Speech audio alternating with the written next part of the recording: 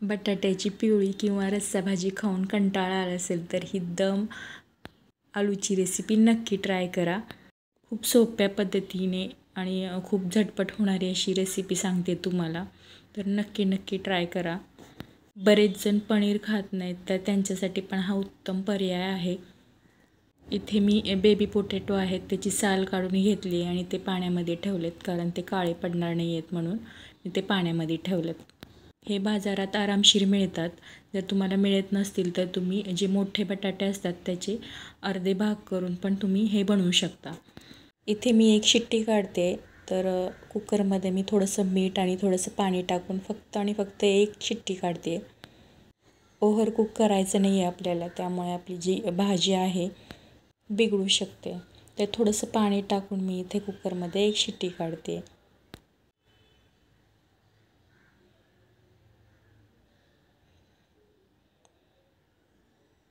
तर इथे एक शिट्टी मी करून घेते.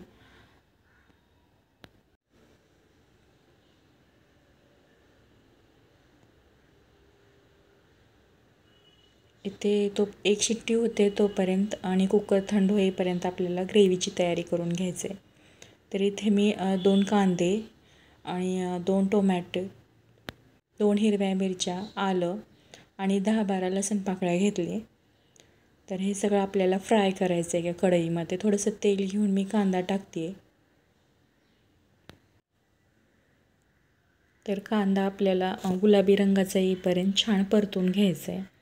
ही जी ग्रेव्ही बनवतो आहे आपण, तुम्ही पनीरच्या भाजीसाठी पण यूज करू शकता ही स्टेप ग्रेव्हीची.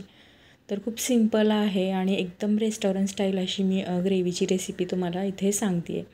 जे टोमॅटो होते तेही टाकायचे आपले, हिरवी मिरची टाकते, लसूण टाकते, आलं टाकते आणि हे छान आपले टोमॅटो मऊ होईपर्यंत आपल्याला परतून घ्यायचे. ते खडे मसाले घेतलेत, मिरे, जिरे, लवंग, दालचिनी, तमालपत्र आणि वेलची घेऊन मी हे सगळे खडे मसाले पण परतून घेते. तर थोडंसं मीठ टाकते, त्याच्याने आपले जे टोमॅटो आहेत ते लवकर मऊ होतील. तर इथे 10-12 मी काजू घेते. काजूमुळे जे ग्रेव्हीचं टेक्स्चर आहे ते खूप छान क्रीमी होणार आहे, त्यामुळे इथे काजू वापरायचे. थोडंसं पाणी टाकून इथे आपल्याला शिजवून घ्यायचं आहे. तर जास्त पाणी नाही आटू द्यायचं, थोडंसं पाणी असेल तर चालेल, काही हरकत नाही आहे. तर इथे आपले जे ग्रेव्हीची तयारी झालेली, इथे आपले बटाटे पण जे आहेत ते छान शिजलेले आहेत. ते बघा, छान असे आपले बटाटे शिजलेले आहेत. ते थंड होते तोपर्यंत आपल्याला हे आता फ्राय करून घ्यायचे आहेत बटाटे. तर त्यासाठी ना मी जे काठी चमचा आहे ते बटाट्याने असे होल पाडून घेणार आहेत.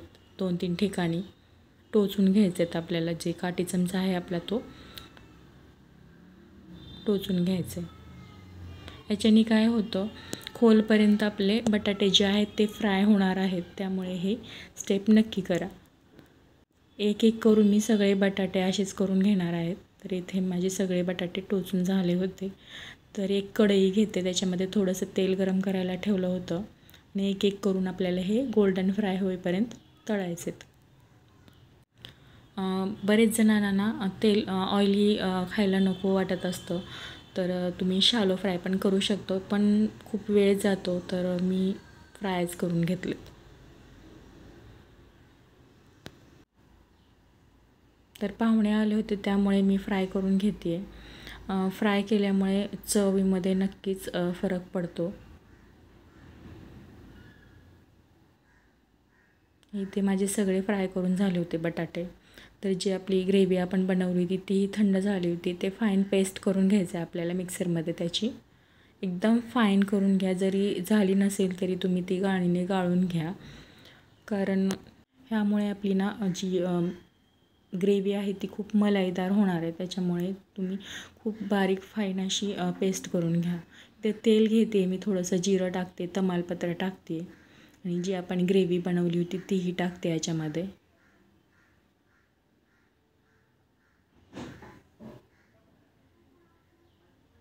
छान परतून घ्यायचं. इथे अशा पद्धतीने ग्रेव्ही बनवून बघा शेवटपर्यंत.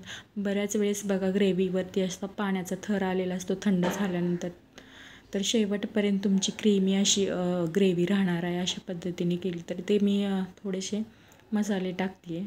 धणे पावडर, हळद, काश्मीरी लाल मिर्च, साधं मिर्च टाकते आणि किचन किंग मसाला टाकते. हवे ते मसाले तुम्ही इथे टाकून घ्या.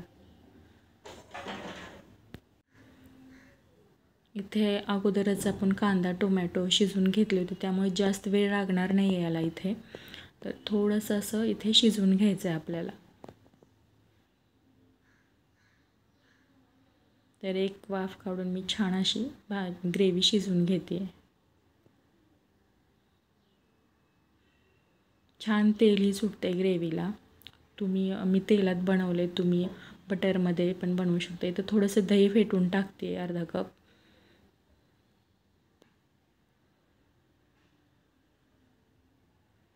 फ्रेश घ्या दही, त्याच्यामुळे आपली भाजी खूप छान होते. जर तुम्ही आंबट घ्याल तर भाजीला चवही आंबटच येणार. तर इथे थोडंसं पाणी टाकते आहे.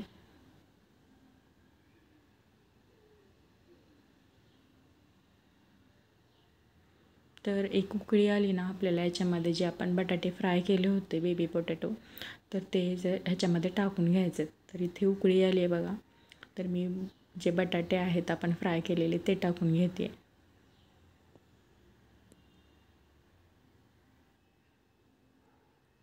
बटाटे टाकून झाले तर आता छान असा दम द्यायचा आहे आपल्याला बटाट्याला, जेणेकरून ते छान आतपर्यंत शिजून जातील.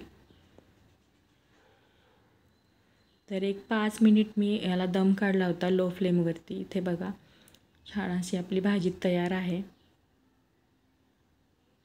तर थोडंसं चवीपुरतं मीठ टाकते आहे. मीठ शेवटी टाकते आहे, कारण आपण दही वापरलं होतं ते फाटण्याची शक्यता आहे, म्हणून शेवटी मी मीठ टाकते. आणि थोडीशी चवीपुरती साखर, कारण दही आणि आपण जे टोमॅटो वापरले होते ते बॅलन्स होण्यासाठी थोडीशी मी साखर टाकली चवीपुरती. तर थोडीशी कोथिंबीर टाकते, कस्तुरी मेथी टाकते आणि छान हलवून परत एकदा आपल्याला ह्याची वाफ काढून घ्यायचे. नक्की ट्राय करा, खूप छान आहे. खूप वेगळा पदार्थ आहे. आपल्याला रोज रोज पनीर खायचा जर कंटाळा असेल तर नक्की नक्की नक्की ट्राय करा. तर आपली भाजी इथे तयार आहे बघा, दम आलूची. कसलं क्रीमी टेक्स्चर आलं आहे.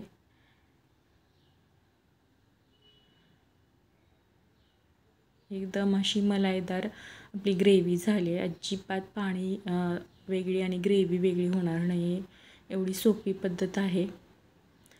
तर क्रीम टाकून मी थोडंसं गार्निश करते याला.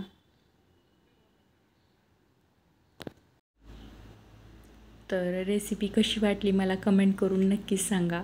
आवडत असेल तर चॅनल सबस्क्राईब करा, कमेंट कराल, मित्रमैत्रिणीला शेअर करा. तर अशाच नवनवीन मी रेसिपी घेऊन येते तुमच्यासाठी, पारंपरिक किंवा नवनवीन रेसिपी तुमच्यासाठी घेऊन येते. चलो बाय बाय.